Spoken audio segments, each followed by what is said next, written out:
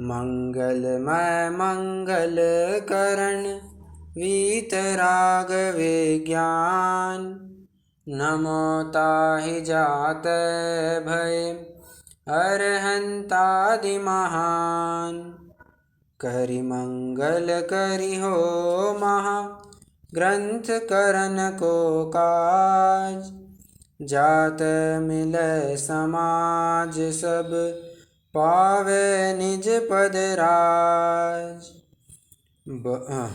मिथ्या देवादिक भजे हो है मिथ्या भाव। तज तिनको साँचे भजो यह हित हेत उपाय। अपना हित का उपाय इसी में है कि श्रद्धानम परमार्थानाम आप्तागम तपोभृताम त्रिमूढ़ापूढ़मष्टांगम सम्यक दर्शनम अस्मयम।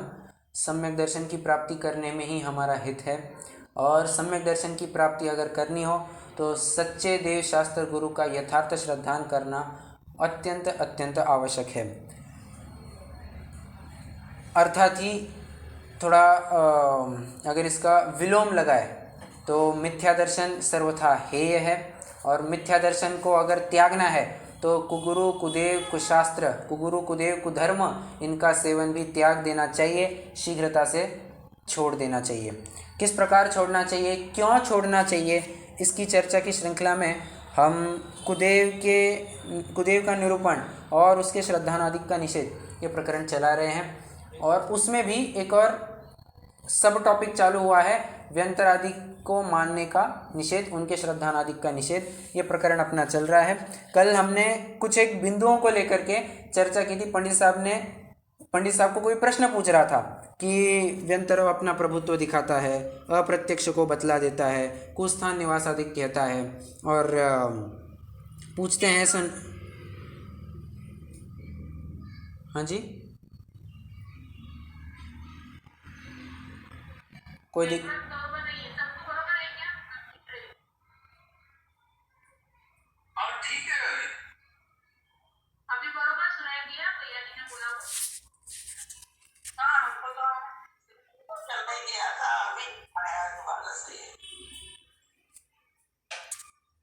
चलिए पुनः जुड़ते हैं प्रकरण में। तो कुछ एक बिंदुओं को लेकर के यहाँ पर चर्चा कर रहे थे, जैसे कि पूछते हैं सो नहीं बतलाता, भ्रम रूप वचन कहता है, औरों को अन्यथा परिणमित करता है, दुख देता है, ये इत्यादि विचित्र कुछ बातें हैं जो प्रश्नकार शंकाकार पूछ रहा था। उसका समाधान बकायदा पैराग्राफ्स में यहाँ पर किया गया। और एक प्रश्न आपको उपस्थित हुआ होगा कि दुख देता है, इसकी चर्चा तो इन्होंने नहीं की। आप देखेंगे तो पहले पैराग्राफ में कुतूहल की बात आई थी, ठीक है, कुछ का कुछ कहता है, बट बोलने के रूप में यहाँ पर बात आई थी। फिर कुछ स्थान निवास की भी बात वहाँ पर ली गई थी। उसके बाद क्या कहते हैं, पूछते हैं सो नहीं बतलाता, भ्रम रूप वचन कहता है, ये आगे के पैराग्राफ में दो हिस्सों में किया था। और औरों को अन्यथा परिणमित करता है, इसकी भी चर्चा लास्ट के दो पैराग्राफ में कर दी गई। दुख देता है, इसकी चर्चा क्यों नहीं की?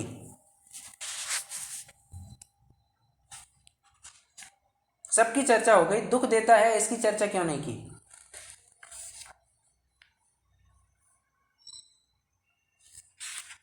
अरे क्योंकि उसकी चर्चा ऊपर ही करके आ गए ना, ऊपर मतलब पिछले ही पेज पर करके आ गए कि दुख देखते, आइए पेज 169 पर, यहाँ कोई कहे दुख देते तो देखे जाते हैं, मानने से दुख देना रोक देते हैं, इसी में चर्चा हो गई थी, इसलिए पुनः उसकी शायद चर्चा नहीं की होगी पंडित साहब ने। और आगे प्रकरण अभी कंटिन्यू करने वाले हैं। किसी को कल की कक्षा तक कोई दिक्कत, एनी क्वेश्चंस, एनी डाउट?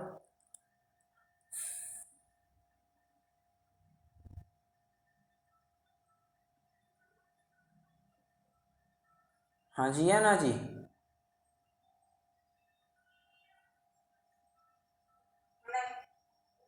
कोई क्वेश्चन नहीं, ओके चलो आगे बढ़ते हैं अपन। अभी अब सामने वाला फिर से प्रश्न लेकर के खड़ा हुआ है, पेज 172 पर है अपन। प्रश्न वो ये पूछ रहा है, ठीक है तो अगर इनमें इतनी शक्ति पाई जाती है तो मानने पूजने में क्या दिक्कत है? कौन सी शक्ति, कितनी शक्ति? अरे पिछले पेज पर देखो, तथा देवों में ऐसी शक्ति है कि अपने व अन्य के शरीर को, वो पुद्गल स्कंद को जैसी इच्छा हो तदनुसार परिणमित करते हैं। आ गई बात। अगर इनमें इतनी शक्ति पाई जाती है, ये अल्टा पलट कर सकते हैं, तो उनको मानने पूजने में, उनको भजने में, उनकी अर्चा करने में क्या दिक्कत है, क्या दोष है? हाँ, पंडित साहब तो सरल सी एक बात कहते हैं, देख, पाप का उदय होगा तेरे को कोई सुख देगा नहीं, और पुण्य का उदय होगा तो कोई तेरे को दंड देगा नहीं। अपन रोज लगभग 2-3 दिन से ये पंक्ति पढ़ रहे हैं, आज फिर से उस पंक्ति को दोहराया जाएगा।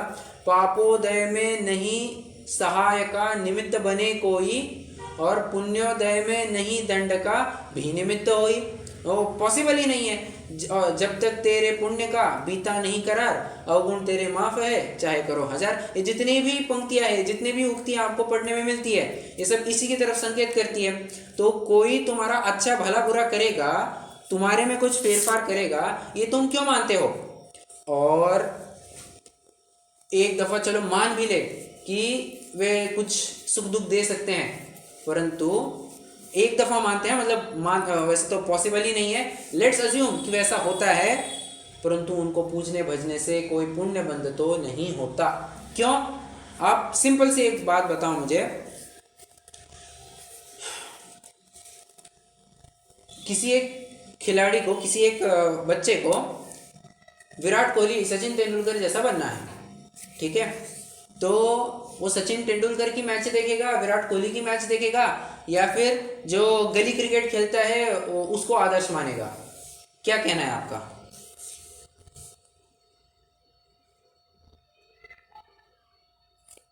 जिसको जैसा बनना है उसी का देख। बराबर, जिसको जैसा बनना है उस अनुसार उसका आदर्श बनना चाहिए। तो तुम्हारा लक्ष्य क्या है? तुमको वीतराग अवस्था प्राप्त करनी है, तो रागियों को भज करके तुमको वीतरागता की प्राप्ति कैसे होगी? बिल्कुल संभव नहीं है। इष्टोपदेश में इसको लेकर के एक छंद आता है, क्या? जिसके ददाति यत्तु यस्य अस्ति सुप्रसिद्धम इदं वच। क्या मैं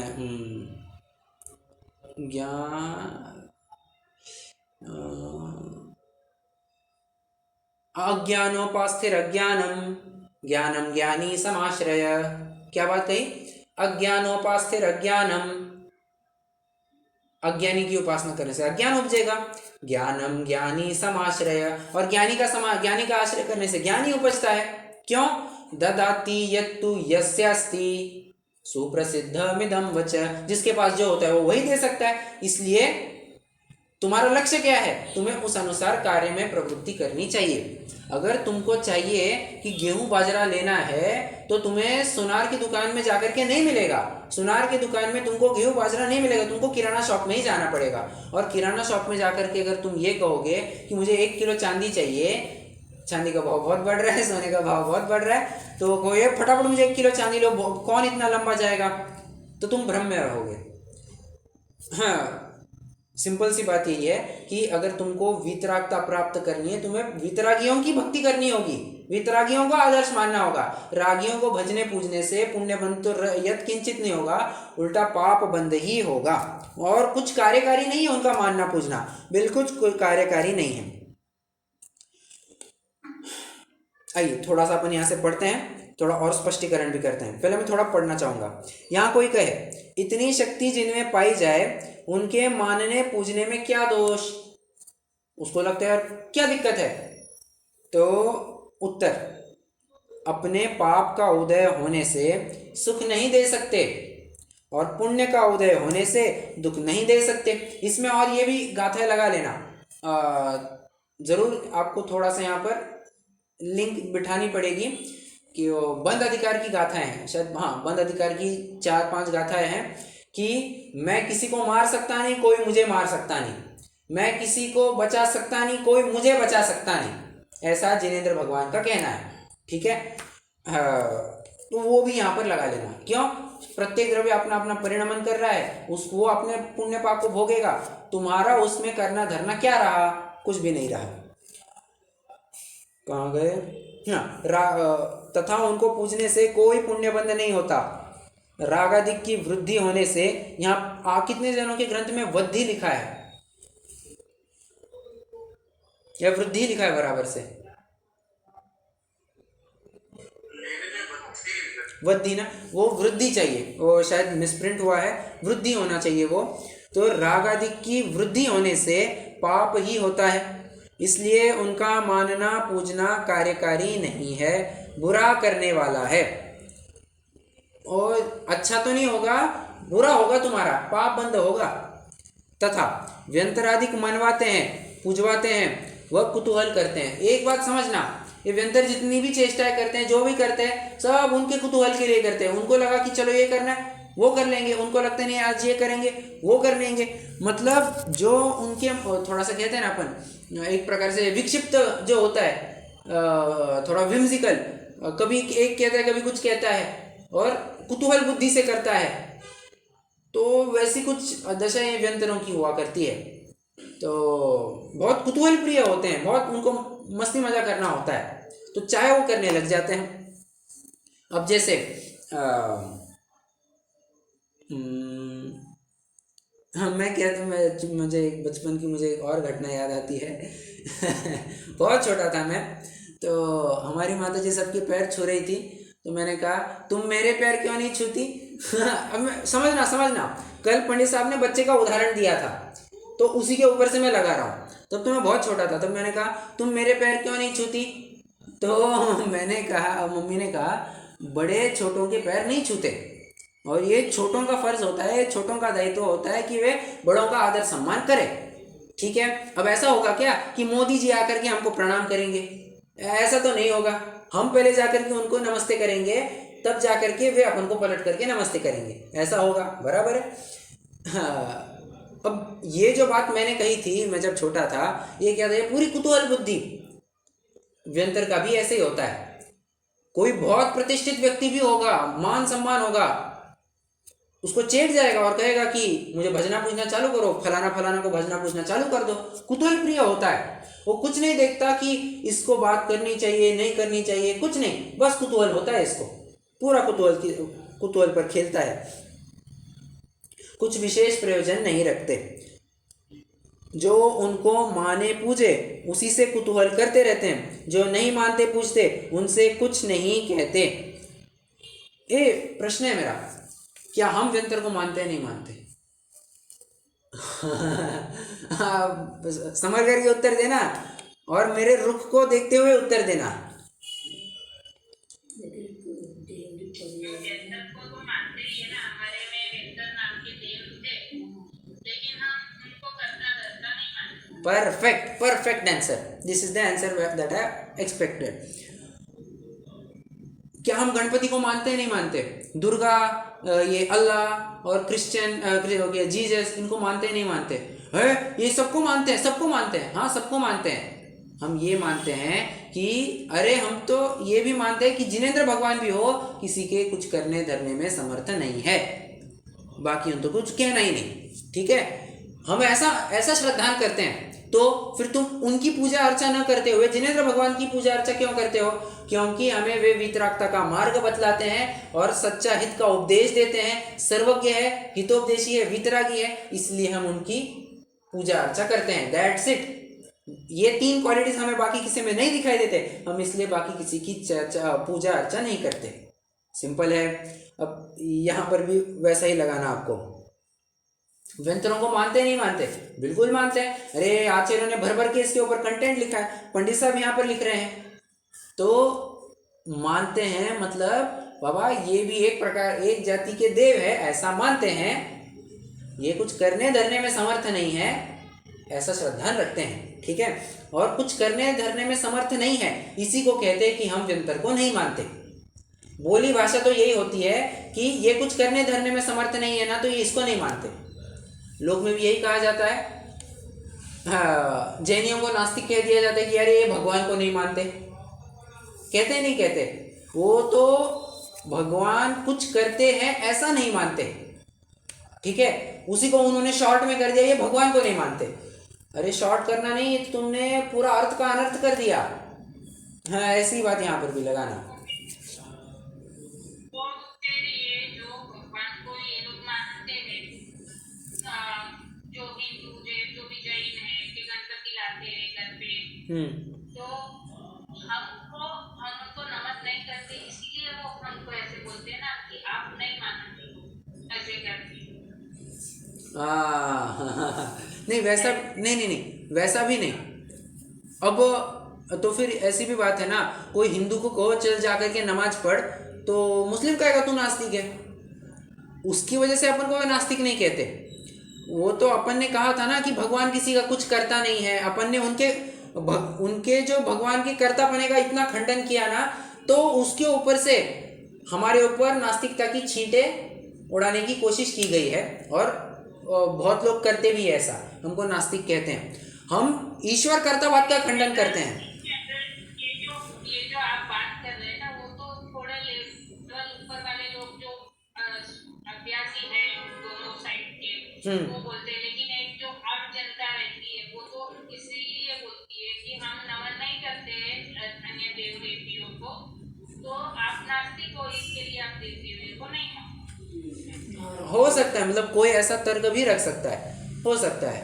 that is absolutely a possibility, बिल्कुल संभव है वैसा कहना।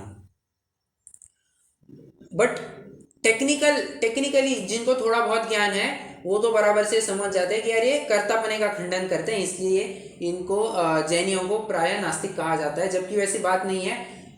जैनी तो भगवान को मानते हैं, कर्ता रूपी नहीं मानते कि किसी का कुछ कर सकते हैं। ठीक है। वैसे आपके साथ कभी ऐसा हादसा हुआ है क्या? आपको कोई नास्तिक कहा गया है क्या? हर बार कहते हैं भाई, अभी सुनने की आदत लग गई है उसको। अभी हमारे में तो क्या है, चाणक्यवादी अपने में तो सब हिंदू का धर्म सब अपने में आ गया है, जैन धर्म में सब आ गया है। शीतला सातम बोलो, जन्माष्टमी बोलो, सब आ गए हैं यहाँ। सब तो हर बार तो ये करेंगे तो एक बार तो ये कभी हम नहीं मानते, जाने दो, छोड़ो बात को। फिर पहले बहाने देते थे कि ये काम है, ऐसा है वैसा है करके। लेकिन अभी इतना प्रोटेस्ट करते करते थक गए तो फिर बोल दिया कि हम मानते ही नहीं है, जान अच्छा। छोड़ो, जान छोड़ो। एक बार बताना तो जरूरी होता है। यहाँ पे भी दिवाली पूजन होती है तो लक्ष्मी जी की पूजन करते हैं, हाँ गणेश जी का करते हैं, ऐसे होता है। तो आपको भी न्योता मिलता होगा। और जैसे ऑफिस में भी कई लोग पूजा करते हैं तो वही बात और पेन और वो सब पैसा रखना वो सब चलता है। हाँ बहुत कई चलता बार तो है। भैया जाना भी पड़ता है। जैसे अभी मेरी जेठानी है, वो ये सब मानते हैं समझो, तो वो फंक्शन रखेंगे, माता जी को बुलाएंगे, ये करेंगे वो करेंगे, तो जाना भी, व्यवहार बताने के लिए भी जाना तो पड़ता ही है। हाँ ऐसा नहीं ये नहीं चलेगा। ऐसा नहीं।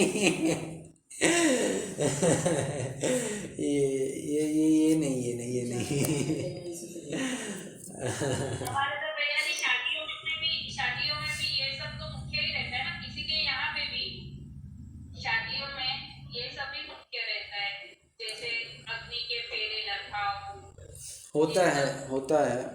बट फिर इसमें फिर अपना पुरुषार्थ दिख करके आना चाहिए। मतलब फ्रैंकली स्पीकिंग, देखो ये मेरी बात तो कुछ मैं कह नहीं रहा हूँ, ये जो कुछ भी मैं जिनवाणी के आधार से बात कर रहा हूँ, जितना मैंने विद्वानों से सुना है, पढ़ा हुआ है, मैं उसी के आधार पर बात कर रहा हूँ। और किसी का कटाक्ष नहीं, क्योंकि ये समस्या आप ही के साथ नहीं है, आज हर एक जैनी के साथ यही समस्या है, हर एक जैनी के साथ। और श्वेतांबरों की तो कुछ कहनी ही नहीं है बात, दिगंबरों में भी अधिकांश जनों के साथ ये समस्या आ पड़ती है।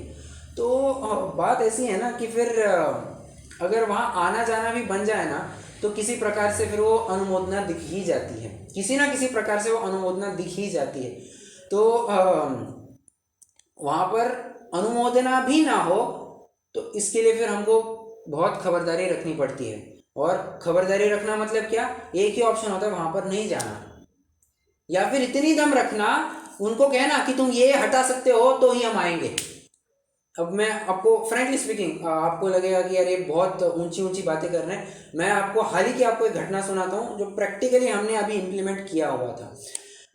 हमारे एक है, मतलब काफ़ी एक क्लोज रिलेशन में है, इतना भी क्लोज रिलेशन नहीं बट एक बहुत ही नज़दीकी का रिश्ता है। अम, वे उनके घर में एक बार शादी थी, अभी अभी मई महीने की घटना है। और उन्होंने जब भी कार्ड छपवाते वो ऊपर लिखा श्री वीतरागाय नमः एक, और नीचे श्री गणेशाय नमः, ऐसा लिख दिया।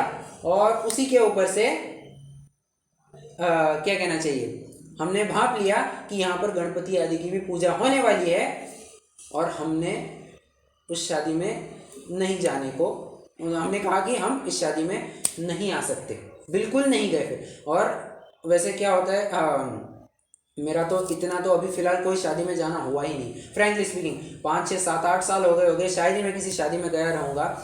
बट दादी जी हमारी काफ़ी आती जाती रहती है, हमारी माता जी आती जाती रहती है।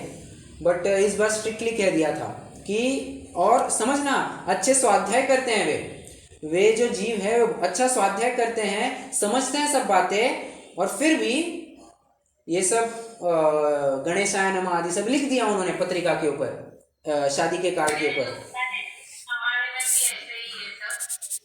ये मानना एक अलग चीज है, और ये जो लोग मूर्खता रहती है ना, जो लोगों की दिमाग से जहन से निकालना, वो बहुत टफ पड़ जाता है। अभी मेरे जेठानी के यहाँ पे शादी है, जो तो सब होगा, गणपति को भी बिठाएंगे, कुलदेवी को भी बिठाएंगे, सब करना पड़ता है भैया। अब मैं इसमें एक बार का बोल देंगे, दर्शन करने नहीं जाएंगे, जो छोटे मोटे हैं तो नहीं जाएंगे चलो, लेकिन ऐसे बड़ी बड़ी जो शादियां रहती है, मेरी 5 ननद है, सबके घर पे शादियां रहती है, तो सबका यही होता है, तो रिचुअल्स है वो होते ही होते हैं। अब देखो, इसमें मैं कुछ कमेंट करने जाऊंगा तो मैं फंस जाऊंगा, तो अब मौन रह कर के ही मैं जो कुछ भी कहना चाहता हूँ आप शायद समझ गए होंगे, और मैं थोड़ा बहुत जो पहले कह चुका हूँ वो शायद दैट इज़ सफिशिएंट। और देखो,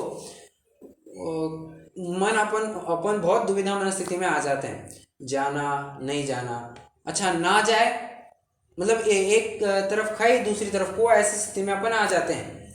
तो अगर जाएं तो अनुमोदना का पाप लगता है, और ना जाए तो वैसे हम रिश्ते निभाने हैं, थोड़ा समाज में भी रहना है, तो क्या किया जाए। तो बहुत टफ सिचुएशन होती है, आई एब्सोल्युटली एग्री, बहुत टफ सिचुएशन होती है। बट इसमें तो फॉलो तो वही किया जाना चाहिए जो जिनवाणी हमको कहती है। अब आप समझ गए होंगे मैं क्या कहना चाह रहा हूँ, बट डेफिनेटली सुनने में बहुत कठोर बात लगती है। अब मैं ये भी मानता हूँ, क्योंकि मैं भी इन सभी हालातों से मैं स्वयं गुजरा हुआ हूँ, और बहुत टफ रहता है, और रिश्ता टूटता है, और या फिर टूटता मतलब यार थोड़ा अनबन हो जाती है, बात नहीं होती है, तो बहुत ऐसी तकलीफ़ें आती है। हमको लगता भी है यार अपन गलत जा रहे हैं, अपने साथ कुछ भी नहीं, कोई भी नहीं है। कई लोग, 1000 जन, 2 लोग प्रशंसा करने होंगे, 2000 जन हमारी निंदा करने वाले होंगे बाहर में, सब होता है। बट कहीं ना कहीं फिर जिनवाणी का आश्रय, तो हमें जिनवाणी का सहारा लेना ही पड़ता है, ये ऐसी बात है। थोड़ा टफ ज़रूर होता है, आई एब्सोल्युटली एग्री, थोड़ा नहीं बहुत टफ होता है। अब विचार कीजिए क्या किया जाना चाहिए। ठीक है, चलिए, समझता हूँ, आई एग्री कि बहुत टफ सिचुएशन होता है, मतलब करना नहीं करना जाए तो मन मानता नहीं है हमारा, कि अरे वो होता है ना कि बुद्धि तो समझती है बट दिल मान नहीं रहा है। बुद्धि तो बराबर से सब समझ रही है क्या करना चाहिए क्या नहीं। ऐसा हो जाएगा कि एक समाज से छोड़ के हम दूसरा करते हैं, तो टफ तो रहता ही है। कि जैसे ये पूरा मेरा जो कल्चर है, मेरे मम्मी पापा का बोलो कि यहाँ का बोलो कि सबका, तो वो छोड़ के हम यहाँ पे सुन रहे हैं, चलो समझ रहे हैं, हमको सच्चा भी लग रहा है, लेकिन फिर फॉलो करने के टाइम पे वो सब खड़े हो जाते हैं आसपास में, जो फैमिली वो सब। राइट होता है।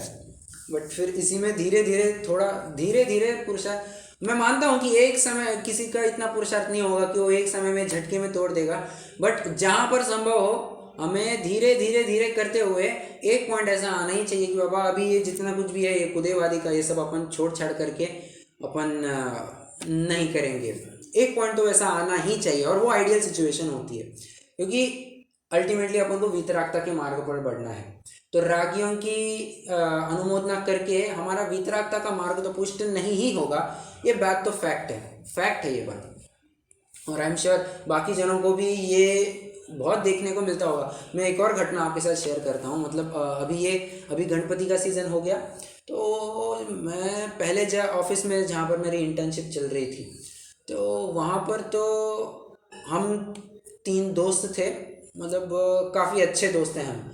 हाँ मतलब है तो सारे अन्य मत के ही, और जो 2 दोस्त हैं बाकी के, तो हम कॉलेज में साथ साथ पढ़े हुए थे। तो उन्होंने मुझे पूछा कि तू गणपति बिठाता है क्या तेरे घर पे तू गणपति बिठाता है क्या? मैंने कहा नहीं। अब उसका दूसरा सवाल, क्यों नहीं बिठाता? अब देखो, आपने जो कहा ना कि नहीं मानते हैं, तो मैंने उसको वैसा उत्तर नहीं दिया कि मैं गणपति को नहीं मानता। मैंने उसको थोड़ा एक प्रेजेंटेशन उसका थोड़ा अलग किया। बात वही थी, मैंने उसका प्रेजेंटेशन थोड़ा अलग कर दिया। आप भी कभी ये ट्राई कर सकते हैं, ज़रूर ट्राई कर सकते हैं। मैंने उसको ये कहा, देख जब अपनी चीज़ अच्छी होती है तब कोई बाहर में कोई दूसरी तरफ जाता ही नहीं है। मुझे मेरे देव इष्ट लगते हैं, इसलिए मैं बाहर कहीं जाता नहीं। सिंपल, ऐसा भी आप उत्तर दे सकते हैं, ज़रूर ट्राई कीजिएगा। शायद आपको उतना स्ट्रेस नहीं आएगा। वो एकदम से नेगेटिव कहना ना अपन को भी थोड़ा टफ लगता है, अरे एकदम से नहीं कैसे कहे। नेगेटिव थोड़ी ना कह रहे, पॉजिटिव वे में उसी बात को अच्छे से हम प्रेजेंट कर रहे हैं।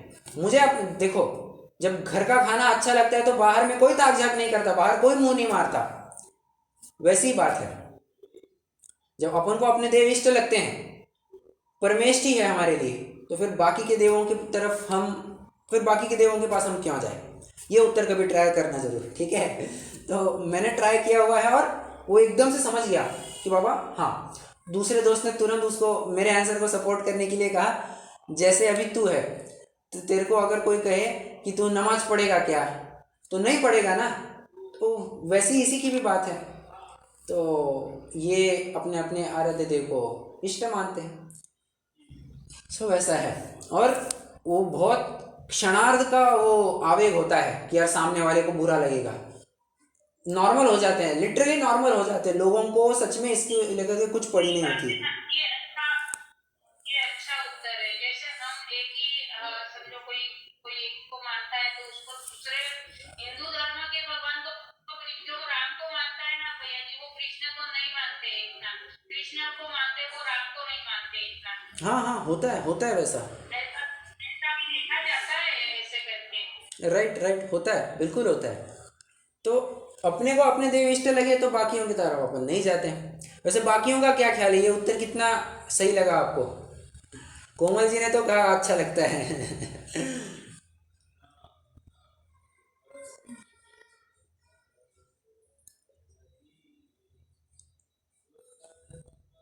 शायद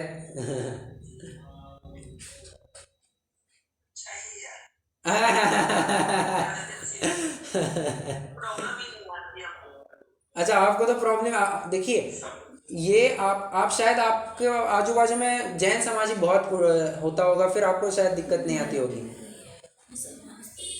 है तो सारे ऐसे ही राम कृष्ण के मानने वाले, लेकिन कोई ये नहीं कहता कि तुम गणेश क्यों नहीं रखते, क्यों नहीं पता है कि ये तो जैन है तो जैन की विधि सिखाते हैं। तो ये तो भी कम से कम अच्छा है यार, लोगों को ज्ञान है। जिनको ज्ञान नहीं होता ना, वो उठ पटांग ऐसे सवाल पूछते रहते हैं।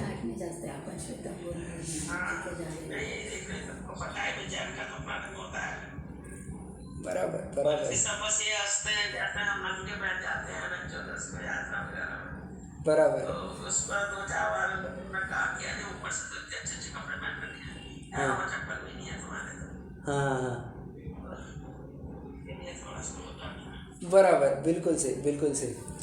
चलिए, वैसे तो अपना एक प्रकरण था भी नहीं, अपन चर्चा करते करते यहाँ तक आ गए। बट देखिए, ये चर्चाएं भी होनी बहुत आवश्यक है, क्योंकि मैं एक प्रैक्टिकल रूप दिखा रहा हूँ। ये तो अपन पढ़ लेंगे, डेफिनेटली अपन समझ लेंगे और ये अपन इम्प्लीमेंट भी करेंगे, परंतु प्रैक्टिकली आपको क्या समस्या आती है, मुझे क्या समस्या आती है, हम उसको मिलकर के कैसे सॉल्व कर सकते हैं और अपना श्रद्धान सच्चे देव शास्त्र गुरु के प्रति अपना श्रद्धान और कैसे दृढ़ कर सकते हैं, हमें इसका उपाय विचार करना चाहिए। प्रैक्टिकल क्या क्या समस्या आती है इनका विचार किए बिना हम आगे नहीं बढ़ सकते हैं, क्योंकि क्षेत्र बदलते ही समस्या बदल जाती है। मुझे जो पूना में रह करके समस्याएं हैं, डेफिनेटली मैं चेन्नई में जाऊंगा या फिर मुंबई में कहीं आऊँगा या मेरठ में कहीं जाऊंगा तो समस्या अलग हो जाएंगी। तो मुझे हर प्रकार की समस्या समझ में आनी चाहिए और किस प्रकार से मैं अपना श्रद्धान दृढ़ रख सकता हूँ, इसको समझना बहुत ज़रूरी है, इसको इम्प्लीमेंट करना बहुत ज़रूरी हो जाता है।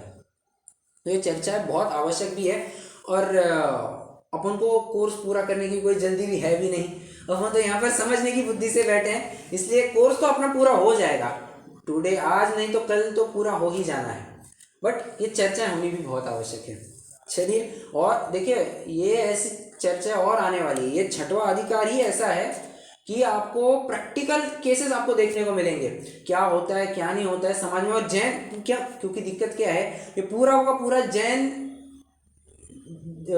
समाज को टारगेट किया जा रहा है कि जैन होते हुए ये सब ये काम कर रहे हैं, जैन होते हुए ये सब काम कर रहे हैं, तो हमको आजू बाजू में ये सब देखने को मिलेगा ही, इसलिए फिर चर्चा केसेस और मिलेंगे अपन को।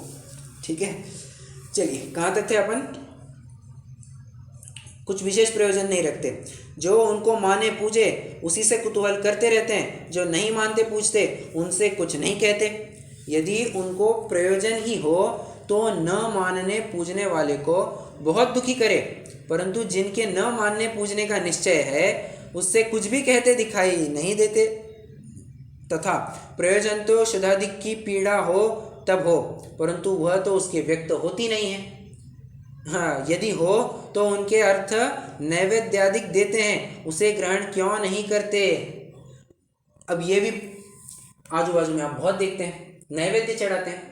बंगाल में क्या नैवेद्य चढ़ाते हैं पता है ना, मैंने आपको बताया था उस दिन।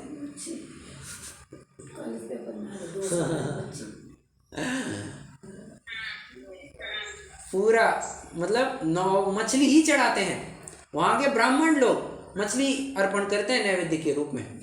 और हाँ, पेपर में भी मैंने कल परसों ही पढ़ा कि बांग्लादेश से कुछ इंपोर्ट किए हैं कुछ मछलियाँ दुर्गा पूजा के लिए, कि अभी चालू हो रहा है 2-3 दिन में होगा, ढकची अब जोर से चालू होगा फिर सब।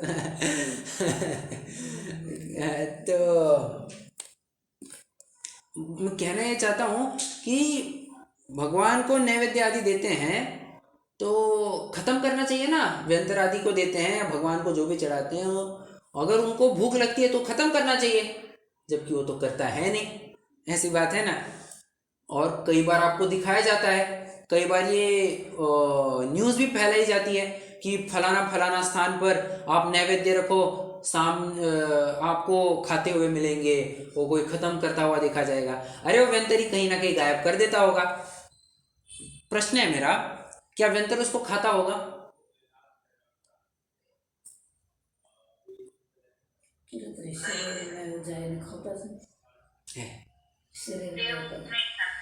क्यों नहीं खाते?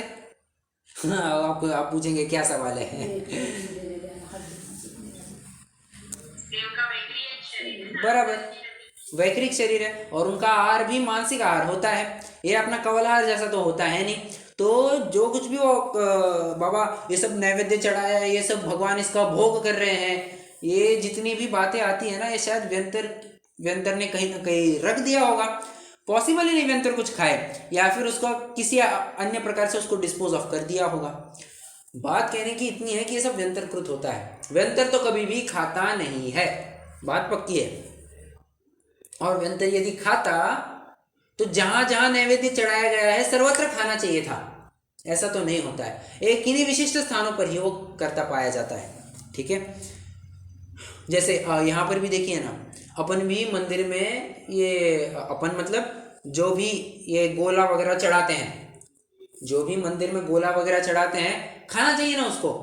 व्यंतर तो होता है, जैनी व्यंतर नहीं होते क्या? खाना चाहिए, नहीं खाते रे बाबा, खा ही नहीं सकते व्यंतर। ठीक है, और अगर कोई ये कहे कि भगवान उसका भोग कर रहे हैं, अपने जिनेंद्र भगवान, तब तो उसको कहा जाएगा तू तो पक्का पागल है, तेरे को तो भगवान का स्वरूप ही नहीं पता, भगवान तो कभी कुछ खाते पीते ही नहीं है। ठीक है, चलो। वह औरों को भोजन आदि कराने को ही क्यों कहते हैं?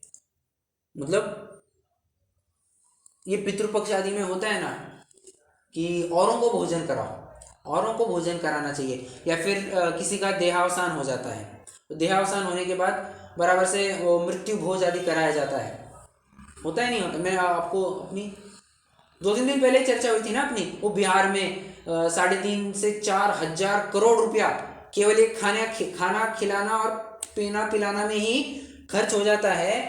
मतलब कितनी विचित्रता है। और ये सब खर्चा सामान्य नागरिक झेल पाएगा? Not possible for everyone. और पंडित साहब यहाँ पर तर्क कुछ अलग ही दे रहे हैं। वे कह रहे हैं कि अगर ये व्यंतरादि खाते हैं, व्यंतर यदि खाता तो उसी को खिला देता, उसको भूख लगती तो उसी को खिला देता, औरों को खिलाने को क्यों कहता है? मतलब स्वयं तो नहीं खाता है ना, इससे बात सिद्ध हुई। इसलिए उनके कुतूहल मात्र क्रिया है, अपने में उनके कुतूहल का स्थान होने पर दुख होगा, हीनता होगी, इसलिए उनको मानना पूजना योग्य नहीं है। बहुत इंपॉर्टेंट लाइन कही, अपने में उनके कुतूहल का स्थान होने पर दुख होगा, हीनता होगी, इसलिए उनको मानना पूजना योग्य नहीं है। तू जो कह रहा है ना कि उनको मानेंगे पूजेंगे तो हम सुखी बने रहेंगे, ऐसा नहीं है। तू यदि मानेगा तो विशेष दुख होगा। क्यों? आई थी ना बात कि जो उसको मानता है, जो उस व्यंतर को मानता है, उसी के ऊपर व्यंतर का जादू चलता है। जादू मतलब वो अपना कुतूहल कर सकता है। देखो देखो, मुझे बताओ, हाँ मुझे मस्ती करनी है, घर वालों के साथ कर सकता हूँ, ठीक है। मैं हाँ वैसे फ्रैंकली माता जी के सामने बोल रहा हूँ। हमारे मराठी में क्या है, माँ को म्हातारी कहा जाता है, ठीक है। और म्हातारी मतलब होता है बुढ़ी, ठीक है। तो कई बार मैं हमारी माता जी को कह देता हूँ ऐसे मजाक मजाक में, म्हातारे क्या करतेस, ऐसा मैं कई बार बोल देता हूँ, ठीक है। तो ये मजाक यहाँ पर चल जाएगा, यहाँ पर इतना व्यवहार चल जाता है, ठीक है। या कभी हमारी मम्मी भी हमको कुछ और नाम बता देगी।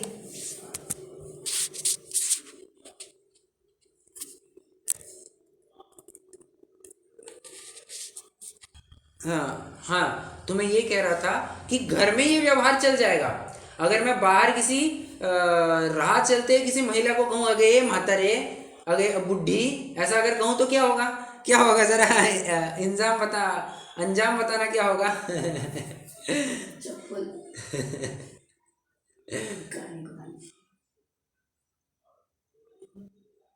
नहीं जानते? अरे क्या बात है यार, सब इतने वितरागी क्यों हो गए हैं?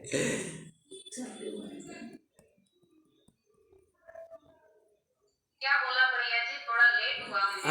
हाँ, मैं ये पूछ रहा था कि वैसे मैं पहले के सेशन में क्या कह रहा था वो तो समझ में आ गया होगा कि मैं कभी अपनी मम्मी को, माता जी को म्हातारी बुढ़ी ऐसा कुछ कह दूंगा तो घर में इतना व्यवहार चल जाएगा। अगर मैं किसी राह चलती महिला को ये कहूँ ओ बुढ़ी, ओ म्हातारी, तो क्या क्या अंजाम होगा? फिर उसकी चप्पल है और मेरा गाल है। यही कुछ होना है, यही कुछ होना है, बराबर है। तो सही बात है। तो ऐसा क्यों? क्योंकि घर में उतना व्यवहार चल जाता है और घर वालों के ऊपर ही चल जाती है।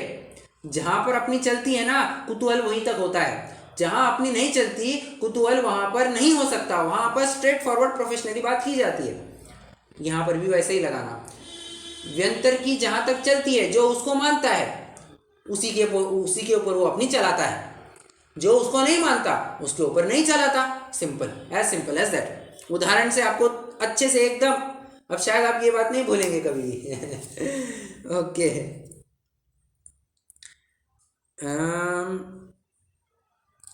एक ही प्रश्न बचा है तो व्यंतर का अपना स्वरूप कंप्लीट हो जाएगा।